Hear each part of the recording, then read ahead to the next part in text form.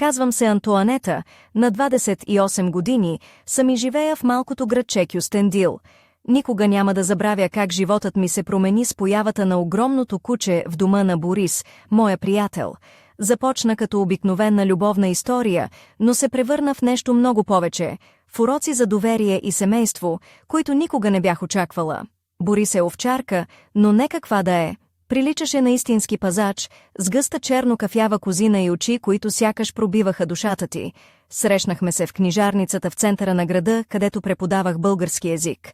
От самото начало Борис ме гледаше с странна смесица от подозрение и любопитство, а Борис, моят приятел, ми каза веднага: «Антоанета, Борис не е просто куче, той е почти като брат ми». Преди да се нанесем заедно в къщата му на края на града, поставих едно условие – Борис да не влиза вътре. Борис се усмихна, но очите му бяха пълни с малко съмнение. Първите дни бяха истинско изпитание. Когато се прибирах от работа, Борис ме посрещаше с толкова ентусиазъм, че понякога се чудех дали няма да ме събори на земята с огромните си лапи. Той се въртеше около мен, ближеше ми ръцете и ме гледаше с тези топли янтарни очи, а аз разбирах, това голямо куче искаше да бъде част от живота ми. В началото аз бях нащрек, не бях свикнала с толкова голямо животно в дома си, особено в малко градче като нашето. Но с времето Борис започна да влиза в стаята, сядаше тихо близо до мен, когато поливах цветята или гледах звездите през прозореца. Постепенно изгубих страха си и започнах да чувствам, че той ми дава нещо повече от компания – сигурност. Първата нощ, когато Борис остана с мен самичка, докато Борис работеше на нощна смяна във фабриката за керамика, вятърът навън свиреше като призрак, но спокойствието на кучето ме накара да се отпусна. Борис легна до мен, топъл и верен, и аз усетих, че не съм сама.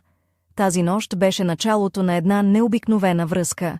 Но точно когато си мислех, че животът ни ще бъде спокоен и хармоничен, започнаха да се случват странни неща. Борис започна да се държи по-различно, като че ли усещаше нещо, което аз не можех да разбера. Вечер стоеше на задните си лапи до прозореца и наблюдаваше тъмнината в двора с внимание, което ме караше да се замисля. И тогава дойде онази вечер, когато всичко се промени завинаги. В онази вечер бях облечена с тясна червена рокля, която леко подчертаваше извивките ми, а на краката ми бяха любимите черни ботуши с висок ток, точно толкова, колкото да се чувствам женствена, но и удобна вкъщи. Косата ми беше разпиляна на меки вълни, а около врата ми играеше сребърен медальон, подарък от баба ми, символ на закрила и късмет. Бях уморена след дългия ден в училището и мечтаех само за топъл чай и тишина. Когато влязох в къщата, усетих веднага, че нещо не е наред. Борис стоеше пред вратата към мазето, напрегнат, с свити уши и втренчени очи. Не беше обичайното му спокойствие, а нещо друго – тревога, която пробуждаше дълбок инстинкт у мен, сякаш знаеше нещо, което мен ме караше да потръпвам. «Какво си усетил, момче?» – прошепнах му, докато галех топлата му глава. Той обаче не помръдна, а тихо издаде ниско, предупредително ръмжене.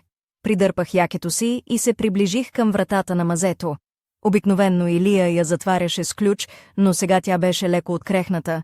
Сърцето ми започна да бие по-бързо, а в стомаха ми се надигаше онова познато чувство на тревога, което понякога се появява, когато си на ръба между обикновеното и необяснимото.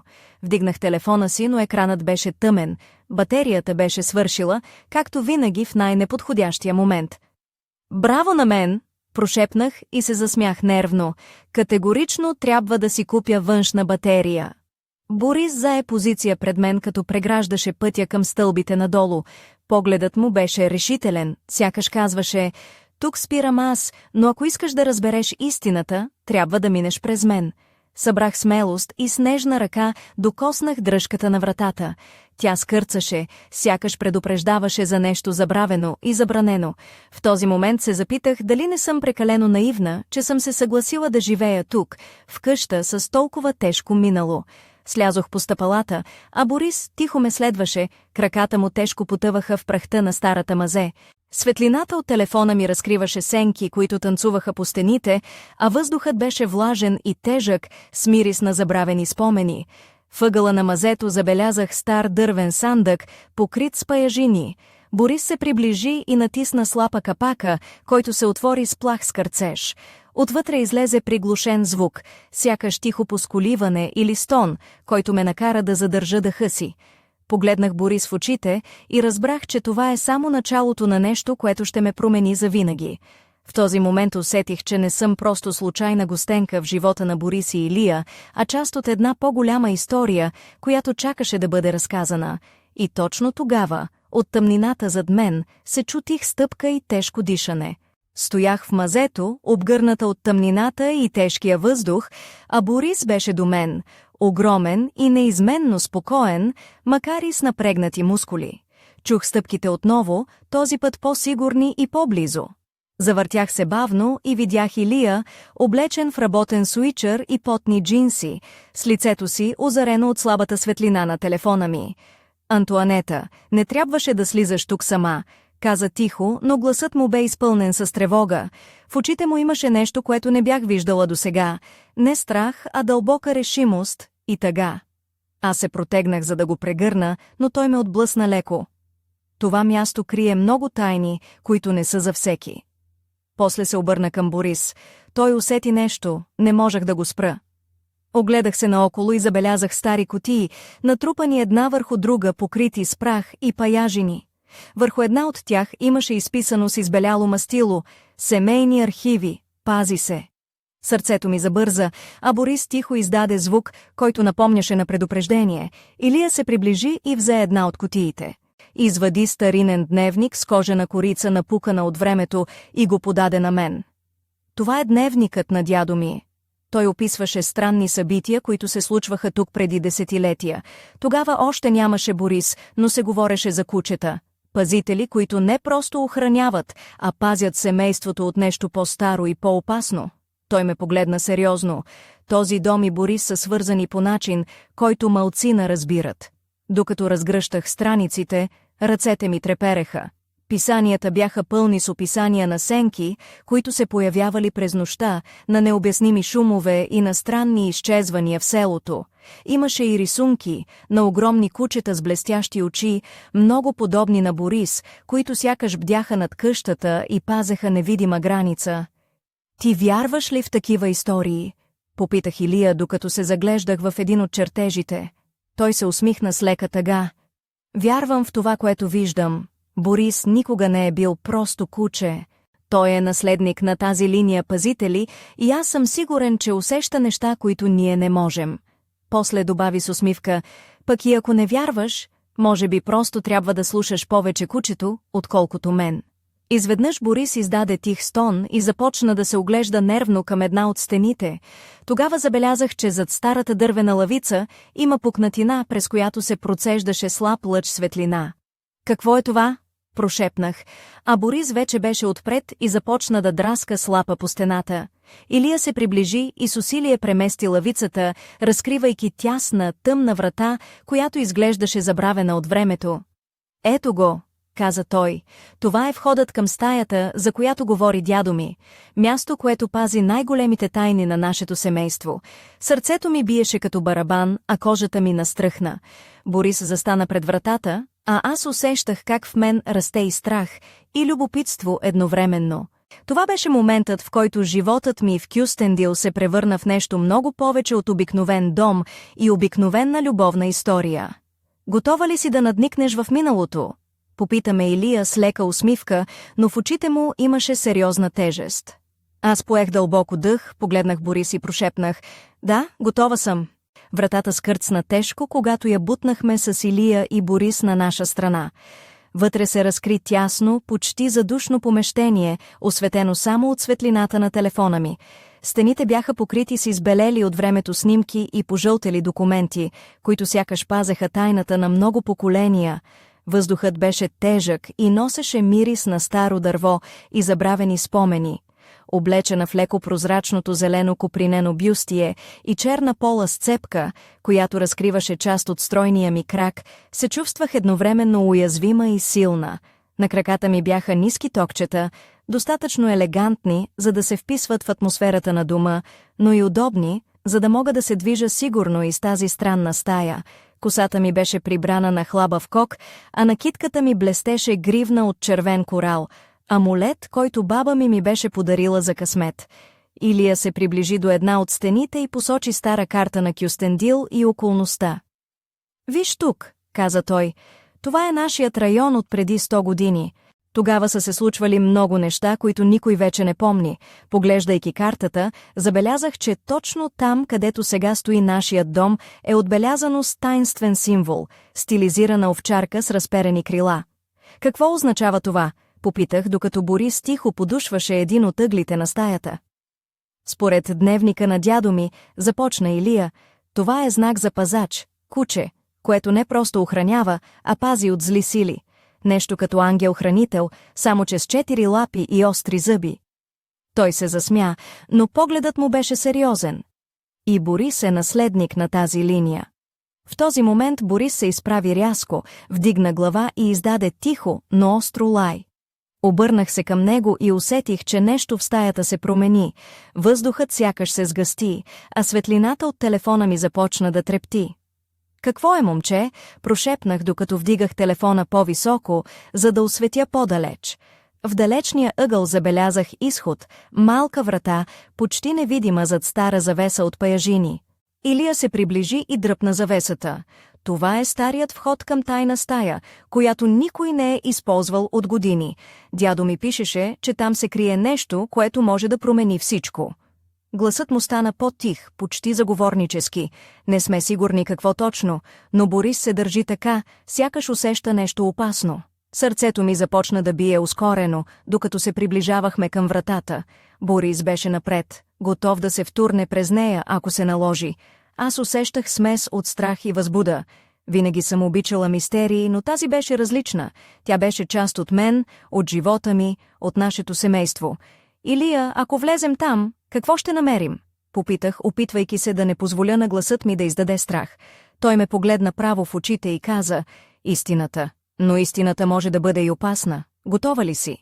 Погледнах Борис, който ме гледаше с топлина и решителност. Усетих как ръката ми се изплъзна в неговата мека козина и прошепнах, «Заедно сме». Вратата се отвори бавно и ние заедно прекрачихме прага към неизвестното. В този миг някъде в тъмнината зад нас се чу тих шепот, или може би беше вятърът, но нещо ми подсказваше, че не сме сами. Стаята, в която влязохме, беше тъмна и студена, сякаш времето беше спряло тук преди много години.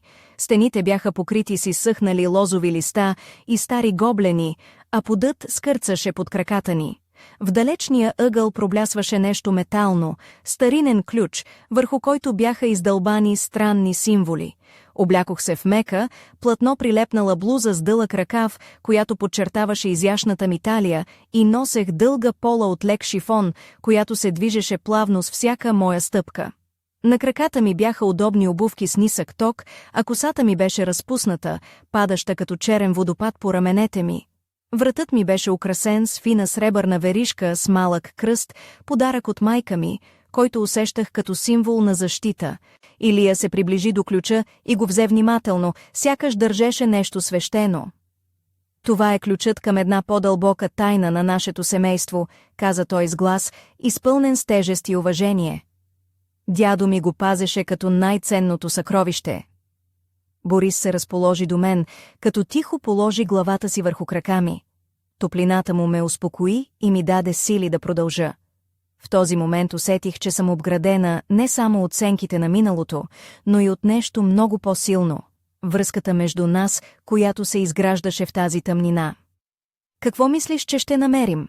попитах, докато Илия се оглеждаше за врата или шкаф, който да отключи. «Не знам», отговори той, но семейните легенди говорят за тайна стая, която крие отговори на много въпроси, и Борис винаги е бил пазител на тази тайна. В този миг изневиделица се чу лек шум, като скърцане на дървена дъска под тежестта на нещо или някого. Обърнах се бързо, но в тъмнината нямаше нищо. Борис се изправи, ушите му се вдигнаха, а очите му блестяха с загадъчна светлина. «Понякога си мисля, че това куче е по-умен от нас», усмихна се Илия, опитвайки се да разсее напрежението. «Но сериозно, тук има нещо, което чака да бъде открито. И Борис знае как да ни го покаже». Докато се опитвах да разбера какво точно търсим, усетих как въздухът в стаята се сгъсти, а нещо в мен се пробужда, смес от страх, възбуда и неотложно желание да разкрия истината. И точно когато Илия постави ключа в старата метална ключалка, чух тих шепот зад гърба си. Обърнах се рязко, но отново само сенки и тишина. Борис издаде тих лай, но не беше агресивен, по-скоро предупреждаващ. Вратата се отвори с лек скърцеж, а отвътре се показа малка стая, пълна с стари книги, свитъци и реликви. В средата стоеше дървен трон, върху който лежеше нещо, покрито с прашна, тежка пелерина. Сърцето ми заби още по-силно, а аз се приближих с треперещи ръце и бавно отместих покривалото. Под него се откри стара, изтъркана кутия, украсена с резби на вълци и овчарки, а върху капака й беше издълбан надпис на старобългарски «Защитата на рода». Илия се наведе и с вълнение каза: «Това е нещо повече от семейна реликва, това е ключът към нашето минало и бъдеще». Точно в този момент светлината мигна, а аз усетих, че нещо в стаята се движи, мек сянка, която премина покрай нас. Борис издаде дълбок рамеж, а аз се обърнах към Илия с въпрос в очите. «Какво по дяволите се случва тук?» Прошепнах, докато сърцето ми се гърчеше от смесените чувства. Илия само поклати глава. Това е началото на нещо, което не можем да спрем.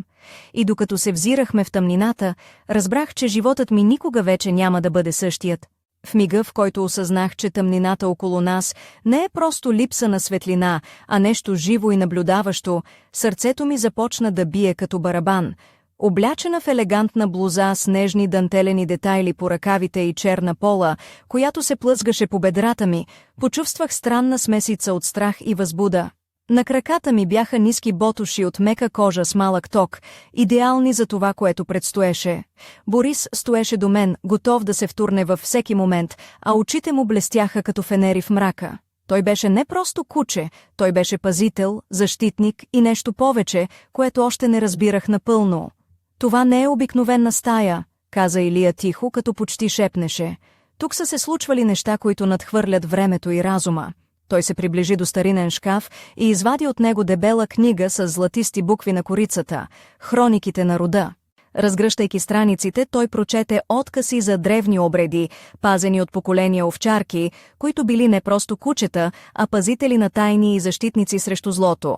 Борис е наследник на тази линия, той усеща нещата, които ние не можем да видим, добави Илия. Аз се загледах в Борис, който тихо поскули, сякаш потвърждаваше думите му. «И какво означава това за нас?» Попитах, опитвайки се да овладея трепета в гласа си. «Означава, че не сме сами», отвърна той, като погледът му се потопи в сенките на стаята. «Има сили, които се пробуждат, а ние трябва да сме готови да ги посрещнем». Докато говореше, усетих лек полъх, сякаш някой невидим премина покрай нас, а пламъкът на свещите затрептя. Борис изведнъж заскърца с ногти по пода и тихо издаде предупредително ръмжене. «Трябва да се движим внимателно», предупреди Илия. «Всяко нещо тук може да е капан или знак». Сърцето ми се сви, но аз знаех, че не мога да се оттегля сега. Сложих ръка върху гърба на Борис, усещайки топлината му и силата, която ми предаваше. «Заедно сме?» прошепнах. Изведнъж от ъгъла на стаята се чу тихо, почти неуловимо шептене, звук, който не принадлежеше на никого от нас. Обърнах се, но тъмнината беше непроницаема. Борис напрегна мускули и се вторачи в сенките, готов да защити. В този момент усетих, че нашият живот вече не принадлежи само на нас, той бе свързан с нещо древно, мистериозно и опасно. И докато стоях там, обгърната от мрака и с дъх, който сякаш спря, разбрах, че предстои истинско изпитание. «Готова ли си да се изправиш срещу сенките?» попитаме Илия с поглед, пълен с очакване. Аз кимнах, а Борис тихо издаде одобрителен звук. Това беше началото на нашето пътуване в непознатото. Пътуване, което щеше да разкрие тайните на миналото и да промени бъдещето ни завинаги. В този миг, когато сенките сякаш започваха да се движат около нас, усетих как вътрешната ми сила нараства. Бях облечена в тъмносиня рокля с фина дантела по деколтето, която леко подчертаваше раменете ми, а на краката ми бяха кожени ботуши до глезена, удобни, но с нотка на загадъчност. Косата ми беше разпусната, падаща свободно по гърба ми, а около врата ми блещукаше деликатен сребърен медальон, който сякаш пулсираше с някаква невидима енергия. Това е моментът, в който трябва да изберем пътя си, каза Илия с глас, който трепереше леко от напрежение. Това място не прощава колебания. Борис застана до мен, неговата мощна фигура изпълваше пространството, а янтарните му очи блестяха с решителност и защита. Той беше не просто куче, а пазител на нашата съдба. Вдигнах глава и погледнах към тъмнината, която сякаш живееше и дишаше около нас. Внезапно усетих студен полъх, който премина през стаята като дъх на древна тайна. Бях сигурна, че това е предвестник на нещо голямо, нещо, което щеше да разтърси живота ни до основи. Антоанета, прошепна Илия, това, което ще открием, може да промени всичко, което знаем за себе си и за този дом. Докато говореше, на пода се появиха слаби светлинни отблясъци, които образуваха сложен символ, кръстосани овчарки, обградени от древни руни. Борис заскърца с ногти, а аз протегнах ръка и докоснах символа. В същия момент усетих топлина, която се разпространи през цялото ми тяло, и внезапна вълна от прозрение. Това не е просто знак, каза Илия, това е ключ към разгадаването на нашата съдба. В този момент от тъмнината се появи фигура, сянка, която се движеше бавно и грациозно. Борис заскочи напред, готов да защити, но аз го дръпнах назад. Не, казах тихо, може би тя ни носи отговорите. Фигурата приближи и разкри лице, което беше едновременно познато и загадъчно. Аз съм пазител на този дом, каза тя с глас, който звучеше като ехо от миналото. Дълго време чаках някой, който да разбере истината и да поеме отговорността. Сърцето ми затоптя силно, а в очите ми започна да блести огън на решителност. Готова съм, казах. Кажи ми какво трябва да направя. Фигурата се усмихна загадъчно и каза, пътят започва с вяра и доверие. Борис не е просто куче, той е пазител на семейството и ключ към силата, която спи в теб.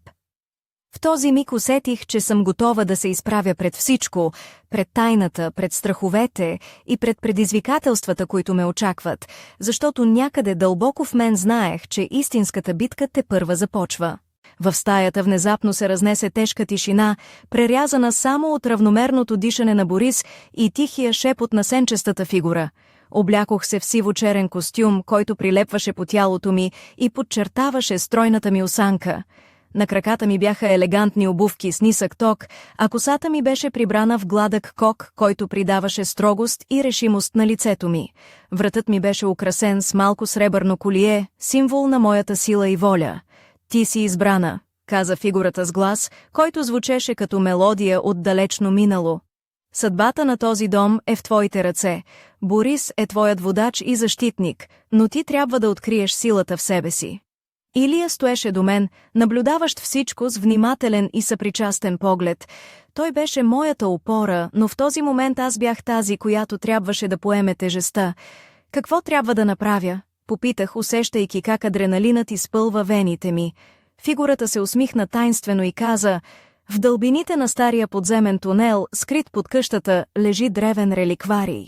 Той пази ключа към силата, която ще защити теб и тези, които обичаш. Но пътят е опасен и изпълнен с съблазни и капани.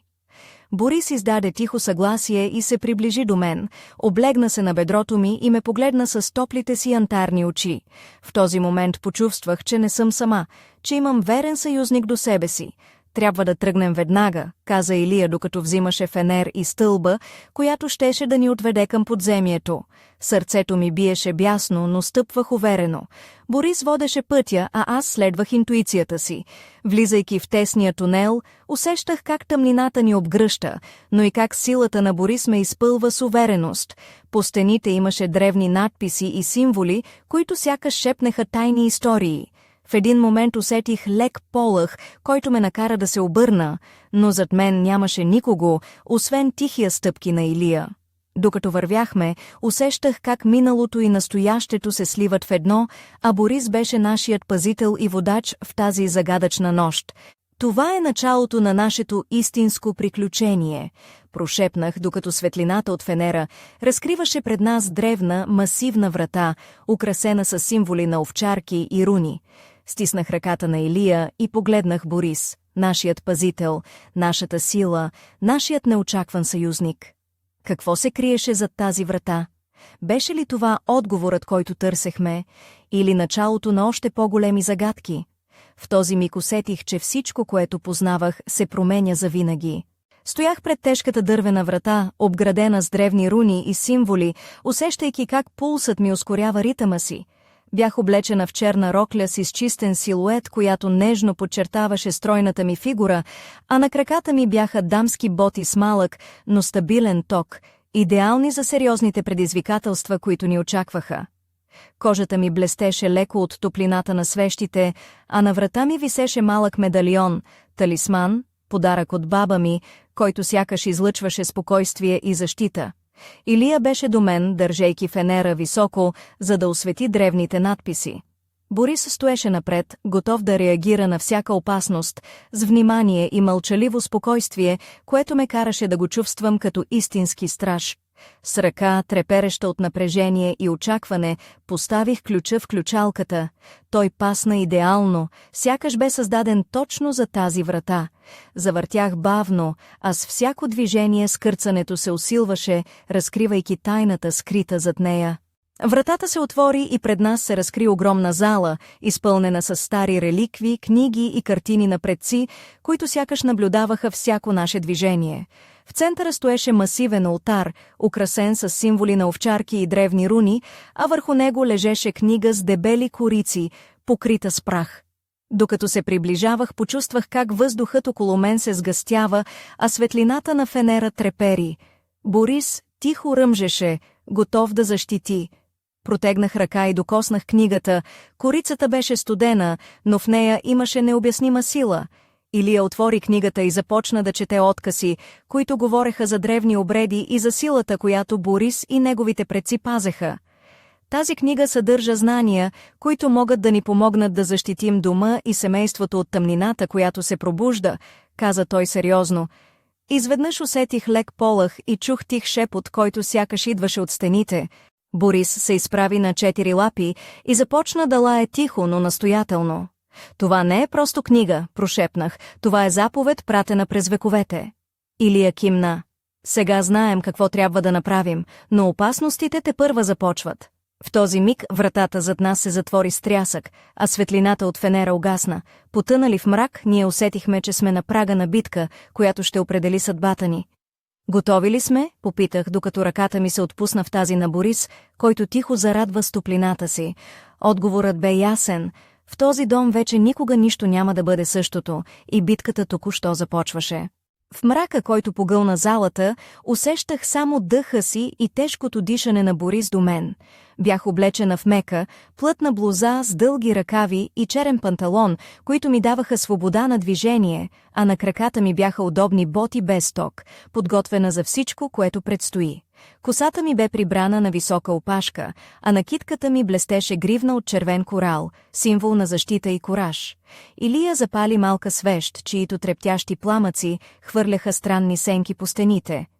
Това е нашият дом, нашата крепост, каза той с твърд глас.